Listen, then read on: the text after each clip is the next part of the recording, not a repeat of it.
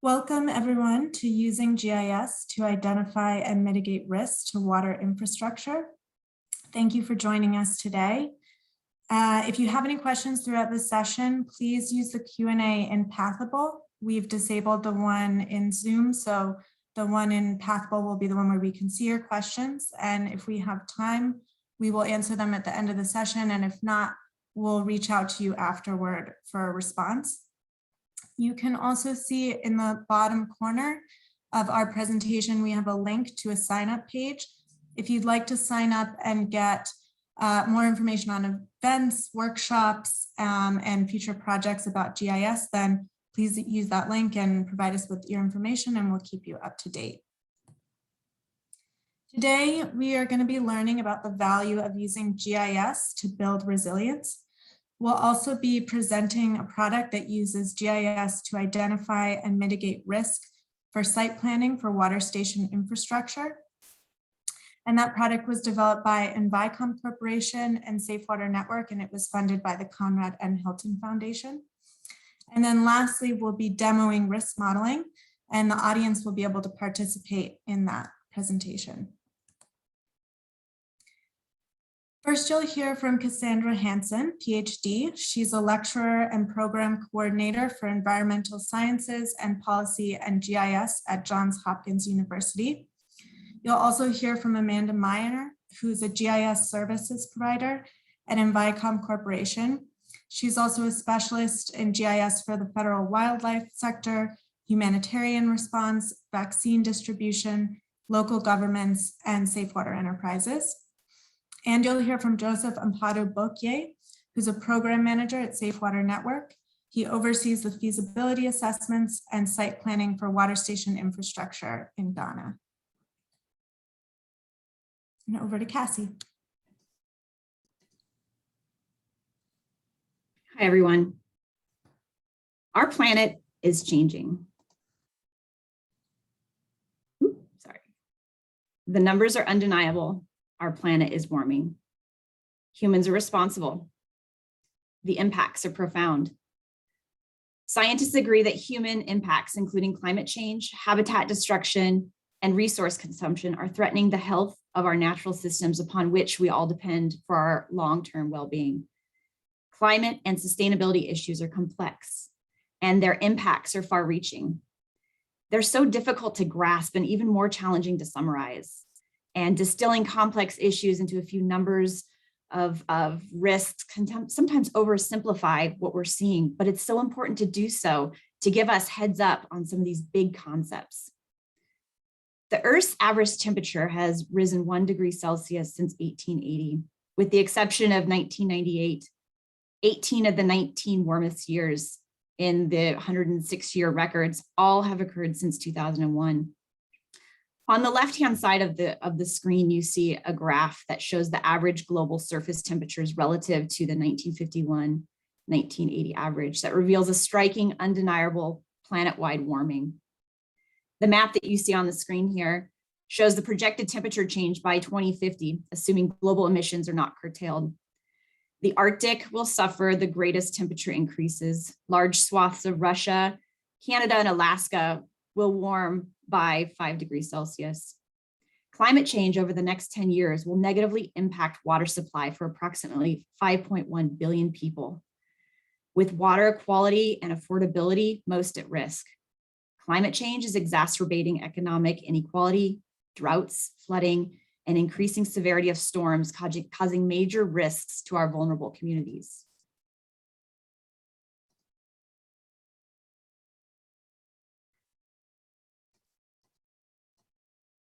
Approximately 9.1 million displaced people, largely due to hydrometeorological hazards and disasters, were recorded during the first half of 2020. Like I said, 5.1 billion people live in regions of the world that are likely to face high or moderate to high climate risk over the next 10 years. Climate change will impact our water ecosystems. So how do we track our resources? How do we quantify and spatially identify vulnerable and at-risk communities before drought, famine, and flooding becomes an emergency? As a professor of GIS for emergency management at Johns Hopkins University in the advanced academic program, I teach my students to use a tool called GIS to identify vulnerable communities and that are places of risk that pertain to flooding, drought, wildfires, and other natural and man-made disasters. We see here the emergency management cycle on the screen, showing the preparedness, response, discovery, and recovery and mitigation. In the next 10 years, these anticipated large-scale changes will lead to a range of outcomes directly and indirectly affecting our water supply, including the increased frequency of severity of our droughts, which can limit water availability and reduce water quality, the increased likelihood of flooding, more frequent severe storms like hurricanes, which can pollute our groundwater, also raw water supplies, and damage infrastructure. So what tools do we have at hand to answer these questions of where are our vulnerable communities? What are the risks that they will experience?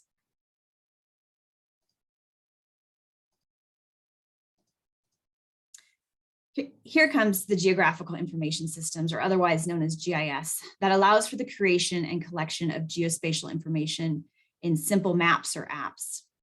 Representing what is known is our overall goal for any GIS professional through the use of data collection, analysis, map creation, and apps.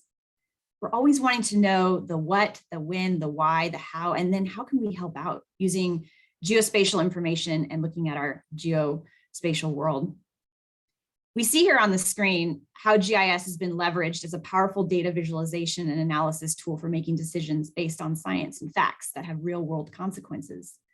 And over the last year and a half, we've seen the power of our spatial reach of GIS with the Johns Hopkins COVID dashboard using GIS.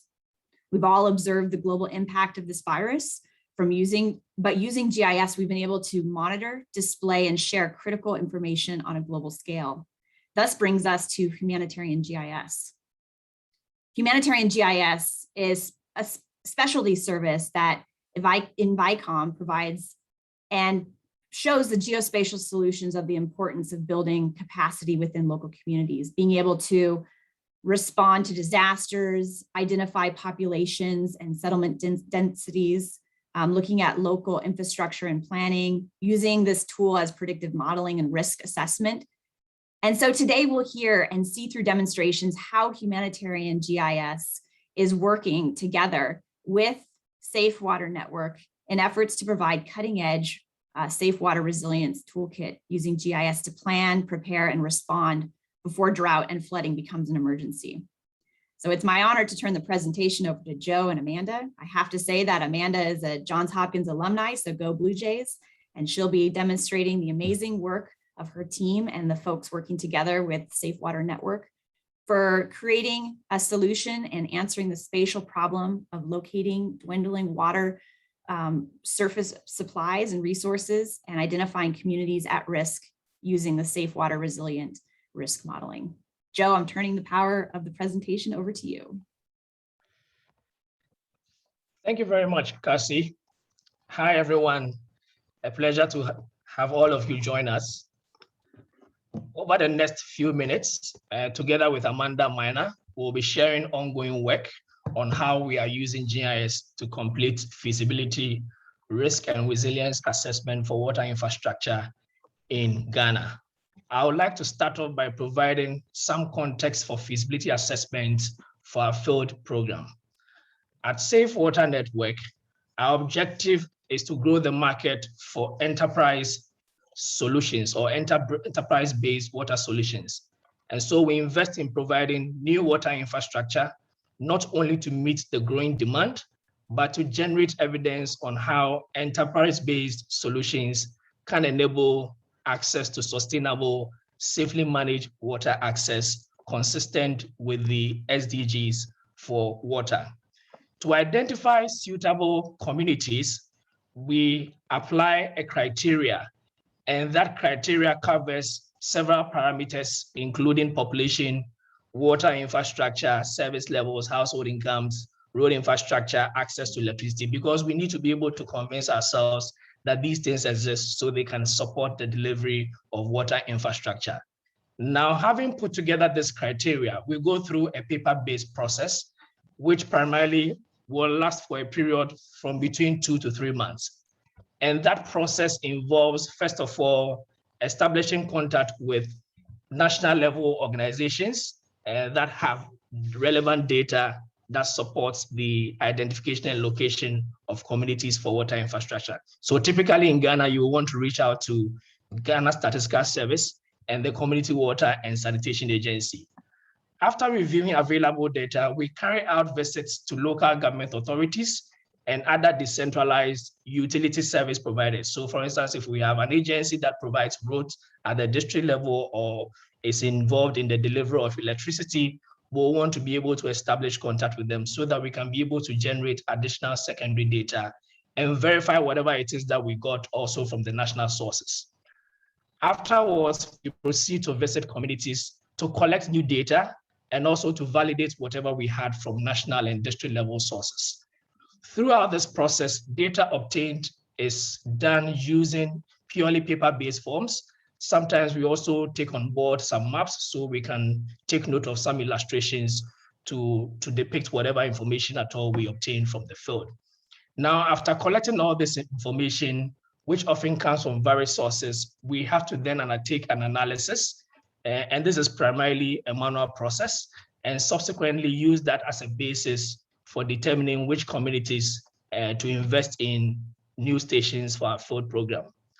Now, the challenge that this whole process creates for us is that in the end, we realize that data from, especially from the national and district level sources, turns out not to be available in a way that makes it easy for us to use. Where data is available, it is often outmoded and it's outdated and inaccurate. And we've realized that in almost 50% of cases, information from national and district sources did not reflect the situation on the ground. Data is also difficult to collect because it is not available at a single source. And so we have to visit several agencies in order to obtain several distinct data that we then put together to complete the analysis. This whole entire process is also resource intensive because then we have to deploy almost 2 to 3 months of staff time. We need to deploy vehicles, fuel, accommodation, and other logistics in order to complete the feasibility assessment. The varied data sources also does not allow for easy integration of data, which is critical for completing a successful feasibility assessment. And that is why this Safe Water Resilience Toolkit is of enormous benefit for our field implementation program. And you'll be hearing a lot more about it from Amanda Miner in a few minutes.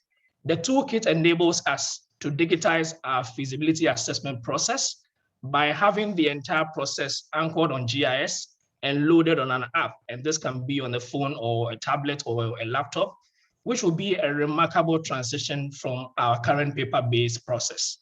We are also able to achieve considerable savings in time and other logistics that we deploy for this field assessment.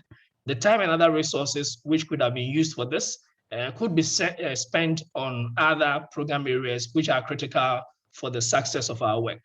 The other advantage with this tool is that it allows for flexibility in applying multiple variables at the same time, because it enables us to be able to pull data from various sources and have it loaded onto one particular app so we can complete the feasibility assessment on time. The depth of information available and the synthesis also allows for granularity in analysis, which is very critical and enable us to determine communities where we want to invest in our stations. To hear a lot more about this particular tool, I would like to turn it over to Amanda to take us through the tool and all its various elements. Over to you, Amanda. Thank you, Joe. Appreciate that. Let's see, do I have control of the screen? There we go. I think we're good. Okay, whoops. Too good. There we go. So thank you, Joe, so much for that overview of the feasibility assessment. Before I dig into the methodology behind that, I wanted to point out that in the context, the context of the feasibility tool is that it's part of a series of 5 tools, which we've called the Safe Water Resilience Toolkit. And basically what it does is it's a comprehensive planning tool, but it follows the workflow, the existing workflow of Safe Water Enterprises. Right now, obviously, we're partnering with Safe Water Network to produce this. So it's based primarily around their workflow, but the same building blocks seem to be there for most safe water enterprises that we work with. So we'll be expanding on this eventually so that it's relevant to the whole sector. And it's been generously funded by the Conrad N. Hilton Foundation, as was mentioned earlier, but I wanted to give them another plug since they've been really supportive of this project. So in terms of the feasibility criteria, as Joe mentioned, there are a number of things where they have trouble finding the data and they have a specific way they want to analyze to see what are the most appropriate locations for them to invest in. And they have 4 main criteria, and these are ranked in order of importance, and that's how we weight them as we do the analysis. Combined population, which is defined as the population of a community and its surrounding communities that are less than 4 kilometers away. So it's like these community hub areas. And so we'll total the population from our sources.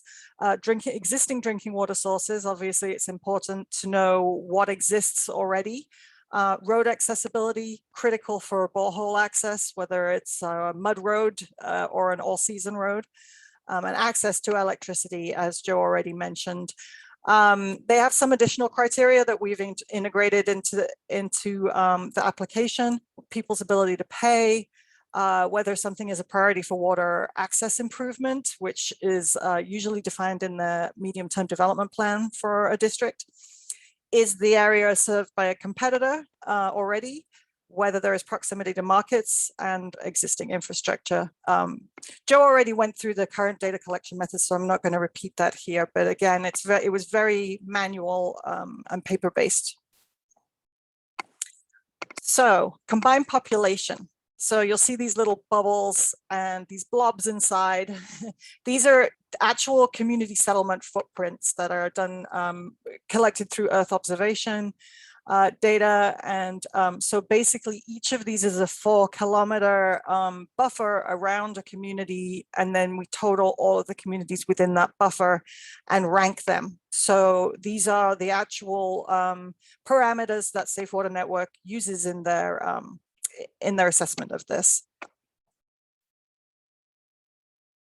Drinking water sources. So here you'll see we have some symbology that these block-like looking things. This is Ghana Water Company Limited, and the rest are boreholes and dug wells. And then we've got surface water indicated on here also, so that when we do the assessment, we can account for that too. Road accessibility. This is actually quite easy to analyze using satellite imagery and a combination of OSM, that they already have some road rankings in their data. So between those two things, we were able to assess the whole of the Ashanti region as to what type of road it is and how it ranks for this particular assessment. Electricity. So this is a fantastic data set that's night lights. It's the world at night, and it shows exactly where all the electricity is in communities. And here's a blow up, and you can see that which communities do have electricity versus those that do not. And we actually also have a data set that shows the national electricity grid. I'm overlaid that on here, and it does match, so that's always good. So yeah, sometimes we use more than one source to verify our results. In fact, often we do. So here we have the interface for the feasibility app part of the toolkit. So this is app 1. And as you can see over on the right, the community hubs that I discussed earlier, they're all ranked in terms of priority. There's some pretty high ranking ones. I think the maximum value that you can probably get, if I recall, is maybe 24. So these are ranked really, really well. these guys. And so the way that the app works is if you click on the zoom to, it will take you, and I think we're at this location right now, Traboam. I'm not sure how to say these places sometimes. But yeah, so it's zoomed into that community, and then a pop-up window comes up at the bottom that tells you everything, tells them everything that they need to know about this community. It has the name, the district, the contact of the person that they will need to speak with in that region, so they don't have to go looking up phone numbers. It's all right here. The feasibility criteria is summarized right there. And then this section is actually editable because when they go through, they may have some local knowledge. They want to update some of these things, and they aren't part of the main feasibility criteria assessment. So you'll see here at the top where it says priority for water access improvement, check MTDP. There's a button right here. If this is not grayed out, then there is direct access to the medium-term development plan. It will open in a new browser window. So it's all right there for Joe to sit at his desk and not have to go to 20 different sources to look for the data. It should be right here. So as you can see, we've made icons for some of these things within the map so you can see physically where they're located. And then this one actually says remove for field assessment because it has been selected up here. But normally this says select for field assessment. And so that would mean any of these that are checked will move forward to be actually boots on the ground assessed. So this is a pre-screening tool so that they can save money by not having to send teams out to every single location, but it will pre-screen. And so any that are selected will go out with the mobile app and they'll do a digital collection, and then that will update all of this data in the app. Identifying and mitigating risk. And I do have to make the point that already this morning we had two of our speakers dealing with real world risk. Cassie, I think she had a blackout from fires in northern Oregon, I believe. And I think there was also a hurricane on the East Coast. So, you know, this is real. It's happening very regularly. And so why assess risk? So if current global patterns of increasing exposure, high levels of inequality, rapid urban development, and environmental degradation grow, then disaster risk may increase to dangerous levels. And I didn't put them on here, but there's massive loss of life. Stats are just increasing on that. And also the global average annual loss is estimated to increase up to $415 billion by 2030. So loss of life, immense cost. This is a serious issue. And so how would we go about assessing risk? There are many great frameworks and manual guides that exist already, but they're not digital geospatial planning tools that give you more of a contextual insight into what's going on. There are a few digital tools exist that either display cost scale data that's appropriate only to the regional, global, country level, or they only focus on one type of hazard, such as floods. And there's a great flood one out right now, but it only looks at floods. So the Safe Water Resilience Toolkit is actually, whoa, did I lose I lost my connection, I think. What happened? Yes, Amanda, unfortunately, our person manning the slides has just lost power also due to the no, due to the hurricane? Seriously? yeah, let me just open it on my computer. Okay. I can get it to you. This is real, people.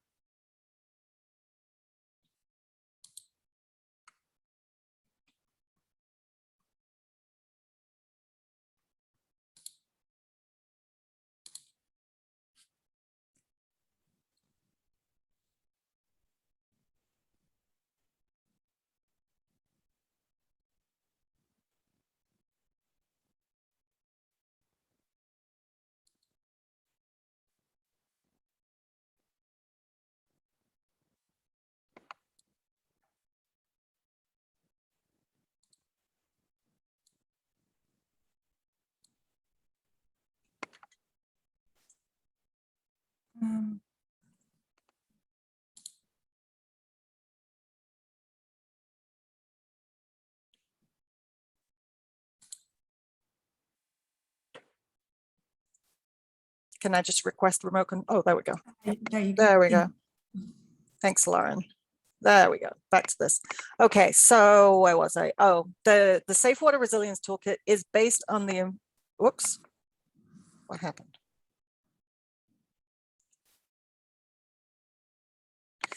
It's based on the Inform Risk Index, which was developed by the Joint Research Center of the European Commission. And it's been translated into a geospatial application that's similar in concept to FEMA's Resilience Analysis and Planning tool, the RAPT tool, as it's known. So the data that we've selected for use in this model, we've had to find data that is appropriate for use at the subnational and local levels, because most of the tools and things that are out there, a lot of the time they're focused to regional or country level. So we have to make sure that we have the right data and the right granularity for assessment at the local level. So what is risk? Risk is usually defined as something akin to hazards multiplied by vulnerability divided by capacity. So this is the Interagency Task Force on Climate Change and Disaster Risk Reduction's definition. What then is resilience? So the goal of a system to continue to function to the fullest possible extent in the face of stress or hazards to achieve its purpose. This is the function of both the vulnerability of the system and its adaptive capacity. So you'll hear a lot of these terms, they're pretty standard terms. And if you've ever done anything in risk assessments, you'll see charts like this, where you're ranking the likelihood of disasters and exposures and comparing that to the vulnerabilities and impacts. And the combined weight of those is what gets you your level of risk. So this is the Inform model that I mentioned earlier, and maybe take note of the color scheme that I've done here, because when we look at the demo at the end, I've tried to keep the colors of the data display in the same color palette so that it makes sense, hopefully. So hazards and exposures includes human-derived hazards, conflict, war, etc., plus natural and climate-related disasters. And basically that's based on frequency. How often does it happen in this particular location over time? Vulnerability and impacts is the thing that we look at next, which includes socioeconomic, particular vulnerable groups such as dependent children or elderly populations that live greater than 2 kilometers from roads, which is a SDG, population living in poverty, groundwater impacts, etc. We included water resource vulnerabilities within our assessment, even though the original Inform model did not, just because we're trying to cater this to the water sector right now, as of right now. Adaptive capacity includes institutional capacity, whether the government, how the government is perceived by its constituents, whether it's putting money into infrastructure that will build capacity, that kind of thing. And then those actual infrastructure and services themselves, whether local areas have access to these things. Improved housing, access to those roads within less than 2 kilometers, access to healthcare, wash services and electricity, etc. And I just wanted to note also that anytime we do mitigation planning, that improves adaptive capacity, because you're trying to address these things before it's needed to do it in crisis. So I just wanted to show some samples of hazard risk outputs. This is the wildfire in Ghana. This is all in Ghana. This is over the last 10 years. This is where the worst spots of wildfire have been. And then flood. We have some great Copernicus data that is very, very high resolution. And we've incorporated riverine flooding as well as impervious surface flooding, and groundwater flooding is all included in this particular output. The drought, actually, as you'll see later, this is actually incorrect. I left it on here anyway, but I'll show you later how that's changed when I redid the assessment on that. So this is the mock-up interface for App 2, the risk assessment tool. As you can see, it has those community hubs still in there because they're still being part of the process. We're identifying opportunities to increase resilience. If you remember at the end of that model, in the adaptive capacity, access to wash services does increase that result. So this is just display at this point. We don't know how much it would actually be in this area, but it will definitely tell Safe Water Network how they can improve and then what the overall resilience score currently is. There'll be information along the bottom of the level of risk of each of the hazards and exposures. Same with vulnerability and impacts and adaptive capacity, so that there's a real understanding of what the situational analysis is in these locations. This is the Ashanti region, and we focused this pilot on the Ashanti region. So that's what this shape is right here. And I didn't want to not mention this just because we did just finish a beta version of this. Some of you may be familiar with EPANET. It's an open source desktop application for designing infrastructure. We've actually taken that and put it onto our open source cloud-based platform, GIS platform, so that now you can design your systems over aerial imagery. You can run it the same as you would in a desktop, but you'll also have the ability to see some of these risk areas as you're designing it and avoid those things. So there's a lot of benefit to having it right here, that there won't just be a couple of people that can see the infrastructure design. It will be the whole team will be able to see, you know, and take a look at what's been designed and where it is and why. Future plans for the Safe Water Resilience Toolkit. So the next stage is to build the mitigation planning and the field sales applications into the toolkit. We currently do have field sales applications for Safe Water Network, but they're custom built, and there were only a handful of them, but now we're going to build them into the platform so that they're able to set the apps up themselves. We plan to scale up in a few months. We're thinking geographic area is probably the best way to scale up at this point, probably the whole of Ghana, we're thinking. Native mobile app will be released October 2021, so coming up, for data collection, which will have a map interface for Android and iOS. All right, Joe, I'm going to hand this back over to you so that you can talk about the benefits of this for your organization. Yes, Amanda, thank you very much. So obviously, this tool will be of enormous benefit to our program. The risk assessment will enable us to be able to identify potential hazards and incorporate that into our station's design. We will be able to assess stations, we will be able to assess risk and incorporate that into the design of infrastructure at the community level. We will be able to assess these risks and make changes where necessary, even to the extent that for some of our existing stations, we may have to make changes where necessary, where we have some of our infrastructure located at points where they are open to a lot more risks and hazards. We will also be able to ensure that stations going forward are better designed with consideration of current and potential risk factors.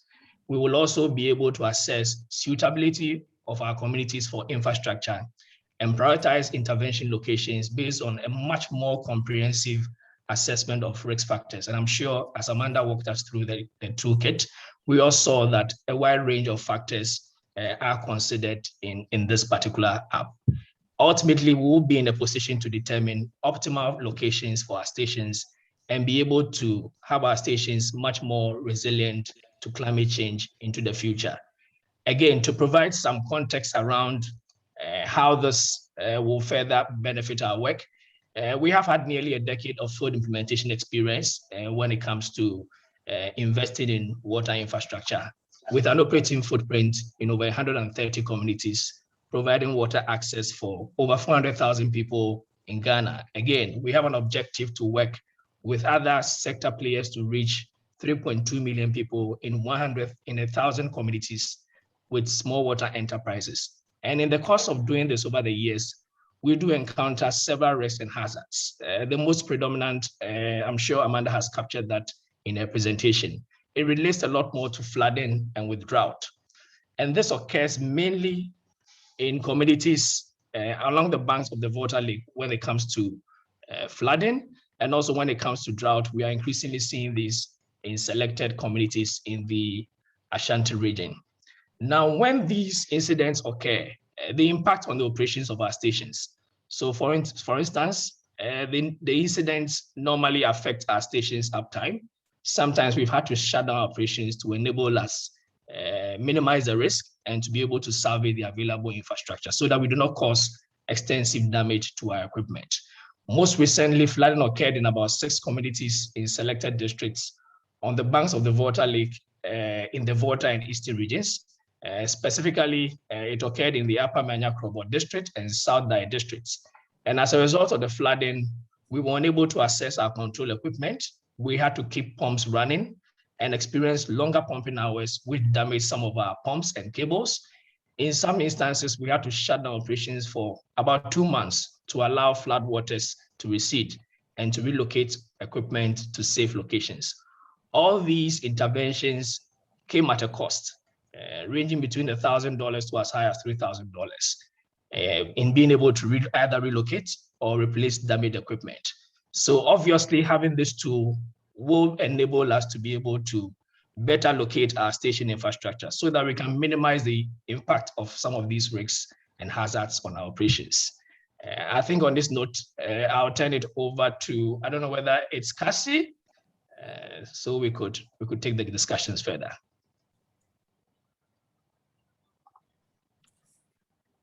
I think, are we going to do the poll for the demo?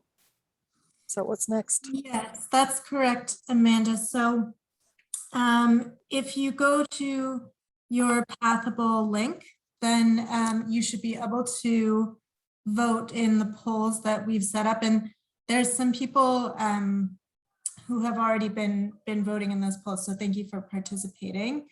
One of the questions that we have is about selecting the risk criteria that's most interesting to you. And then we'll be able to demonstrate what that looks like based on what people have selected. So it looks like drought and flood are the ones that most people have selected. Drought with 67% and flood with 33%. So Amanda, if you want to go ahead and do those demos, then Sure. yeah. Okay, all right, I'm going to share my screen. Let's see, I'll just do my screen so that. Okay, so I have flood right now up, and I'll do that one first just because, well, A, I have it, and B, you saw some of those photos that Joe was sharing of the infrastructure that was like pretty much underwater, partially underwater. And those stations were right along here and right in here. And so if I zoom in to these locations, you'll see they are within a risk zone. Let's see here, how's it categorized? I would say they are in probably a moderate risk zone, or maybe low moderate, but it's still in the event of a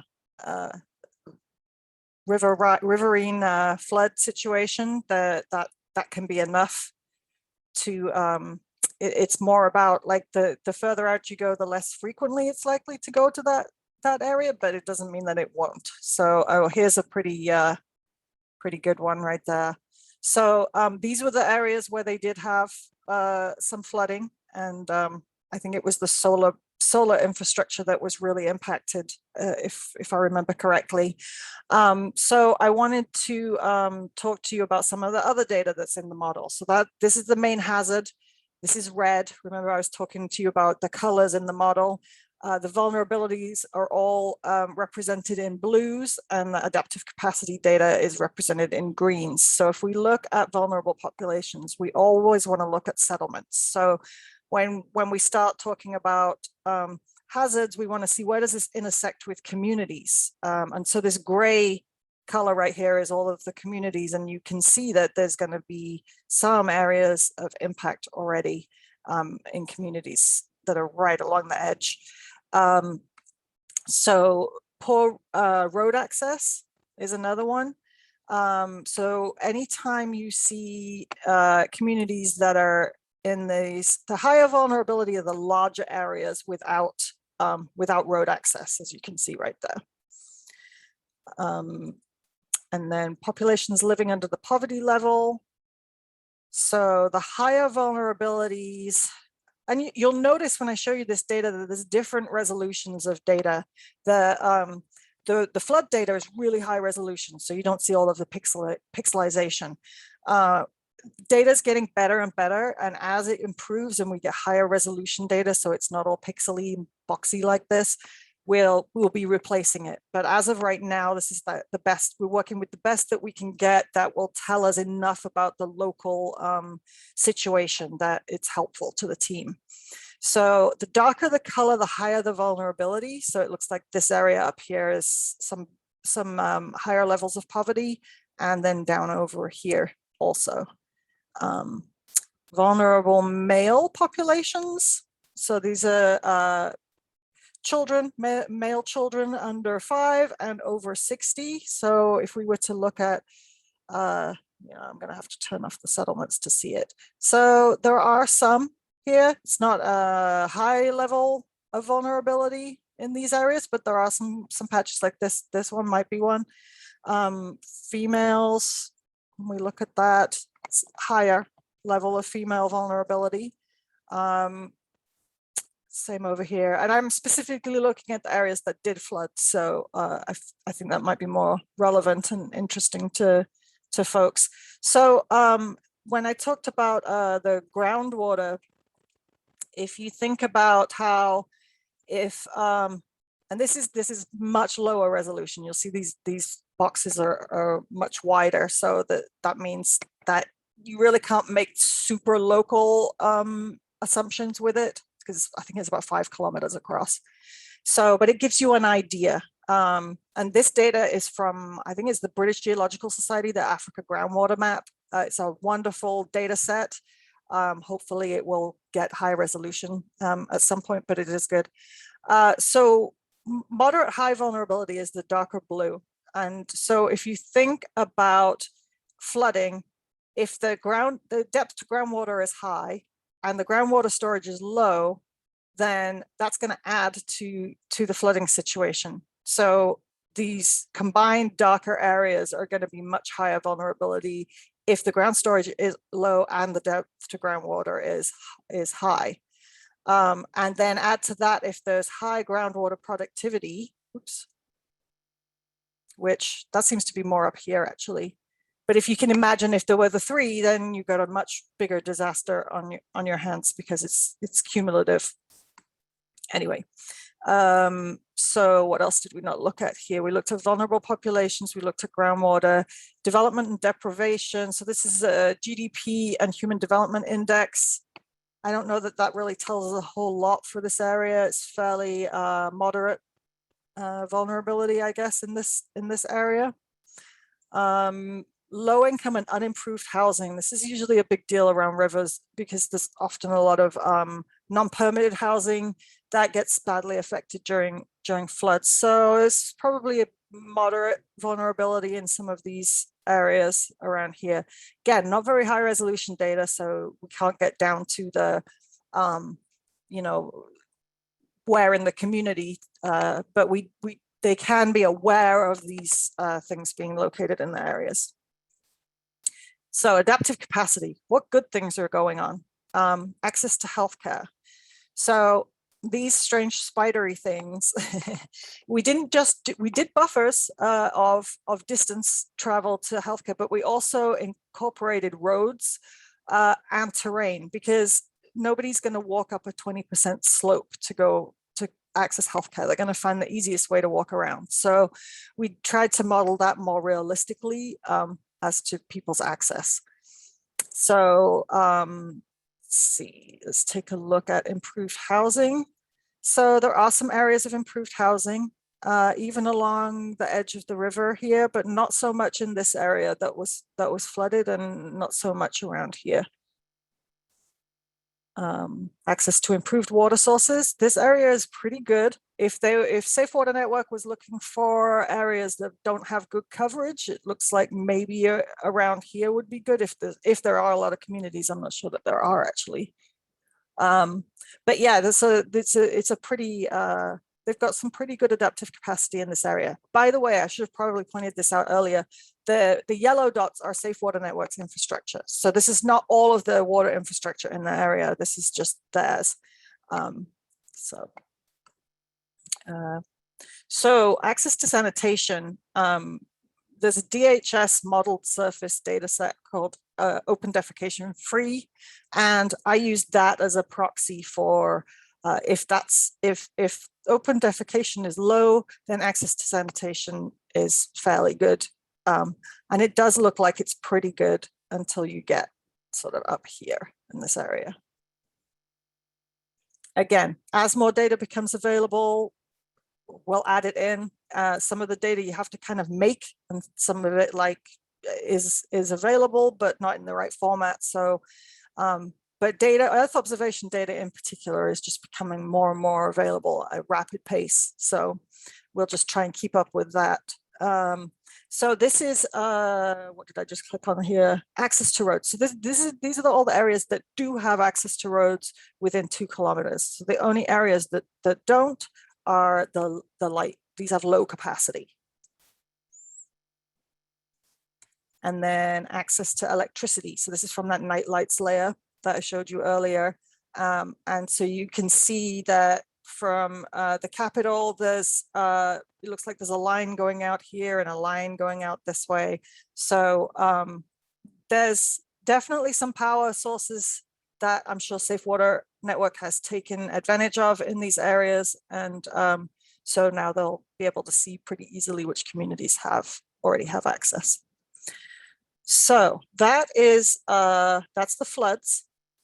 Lauren, how are we doing on time? Do I have time to do the drought too? Yeah, go ahead with the drought demo. Okay. All right. So we've got drought here. Again, the blue dots are Safe Water Network infrastructure. I just changed the color so it would pop a little bit more.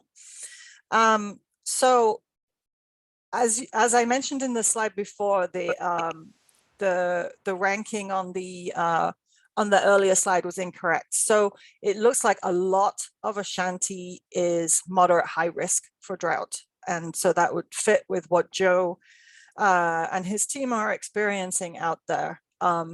It's a fairly tough issue. And then when we look at vulnerable populations, here are the settlements. So this is Kumasi right here. And so there's a lot of people living in a high drought area, a lot of people. So then let's look at poor road access. This is all part of the vulnerable populations. This is all part of the vulnerabilities and impacts again. So this is the same thing we saw with the floods, that these areas are poorly connected, these dark blue areas, so higher vulnerability. Populations living under the poverty level. There's a lot around the greater Kumasi area, which you sort of expect, and then a bunch over in this northwestern area right there.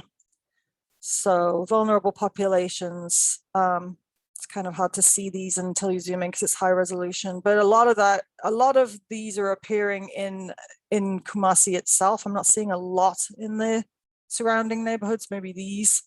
And then it seems like the females are always a little bit more intense. Right around there, there's some little, but you have to really look for it because it's a very small resolution data set. The pixels are very small. Okay, so groundwater. Okay, so groundwater storage. If the groundwater storage is low, then it's higher vulnerability, and it's a dark blue. So this is very high vulnerability area, this whole area of Ashanti with a tiny pocket right here. And then the depth to groundwater, so meters below groundwater level. So the dark areas are higher vulnerability, because if you've got a drought situation with high temperatures and the storage is low and the depth to the groundwater is high and shallow, and the storage is shallow, then you're going to have a situation that doesn't remedy itself very easily, and a lot of demand also for that. And then economics and human development index. So the human development index here, well, it's moderate high vulnerability for the whole of Ashanti, pretty much. Subnational GDP, again, moderate high vulnerability, except for it's moderate within Kumasi. This particular data set, not super high resolution for this area. So again, it's more of a guide rather than, a definite, the smaller, the higher the resolution, the better you can say about local communities. So this is the non-improved housing. So low income, non-improved housing. To be expected that in Kumasi, there'd be a density of non-improved housing. We know there's a lot of temporary settlements in that area. Okay, so what's good in the area? What adaptive capacity do they have? The access to sanitation is pretty good, access to roads, that's actually pretty good, except when you get to the peripheral rural areas, but that's kind of to be expected. Access to wash services, as you can see, Safe Water Networks points kind of follow the pattern pretty well. Not as good as actually in the Volta region in terms of coverage. There's still a lot of pockets, a lot of places to serve. So access to improved housing, it's getting better, except in this northeastern area, it's not particularly great. And also one thing to mention in terms of improved housing or lack thereof, this is an area of flooding too up here. So I know we're not talking about that right now, but something to bear in mind. There'll be a vulnerable community. Access to electricity. Well, as expected, there's a good access right around Kumasi, and then some of the surrounding villages, little pockets of it there that you can see. And then access to healthcare. We did the same thing where we modeled it with roads and terrain also. So there's a lot of Ashanti that does not have very good access to healthcare. So it's definitely something that's good to know. So that's the data so far from the models. I've still got plenty to do on that, but thought it would be interesting just to sort of walk through what goes into that model. And then what we'll have is a grid in the application that takes the values from all of these data sets and then can give the overall resilience score and risk information. So that's pretty much it for the demos. Do we have time for some questions, Lauren? We do, yeah. Thank you, Amanda. That was an excellent demo. So we've got one in the chat asking about how the tools are financed.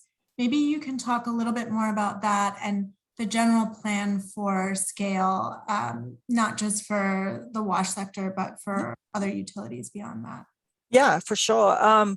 So in terms of funding right now, obviously it's being funded through grants, but where the model that we have is to have a subscription-based scenario that we would like it to be that we can have some users that are able to pay, and then so that it can be potentially offset for local government to use, or give local governments access to this tool wherever Safe Water enterprises are working, so that everyone can be on the same page, things like that. We really do have to think through that. Right now, we've just been building the tools, but yeah, for a long-term model, we're thinking something subscription-based with some features that might be free and open, and then others that might be, you know, part of the subscription only. So, and in terms of scale up, beyond even Safe Water Enterprises, I mean, this kind of analysis is relevant to absolutely any sector. I mean, not every sector is going to need Ethernet, not every sector is going to need, but any utility agency like sanitation could use this tool as we're making it pretty much now, and then it can be adapted to any other groups that, I mean, it's risk assessments, site suitability, it's what any team would use when they're thinking about working somewhere. They want information about the place they're going to work. They want to know the risks about it and how they can be sustainable in that location. So data is data, and we can spin it into whatever workflow works for any particular organization.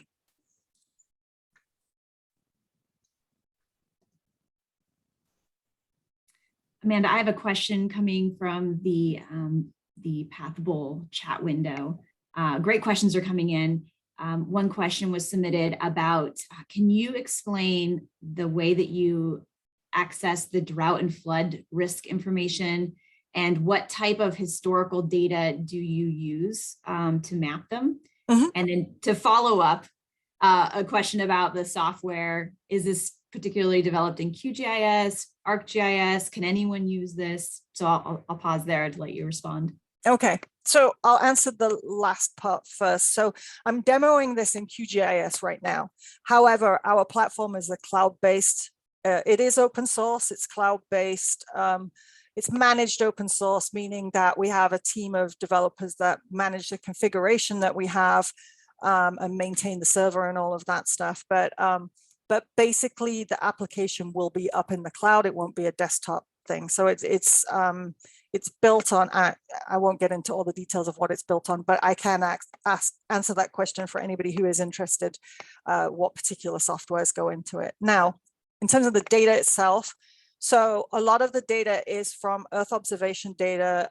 So for instance, off the top of my head, if we're talking flooding, that data was through the European Space Agency, and it was 10 years of data that I took and it showed flooding over 10 years. So basically what we look at is the frequency in every location. So we're kind of adding that data together, and then where it's most intense, we rank that high risk.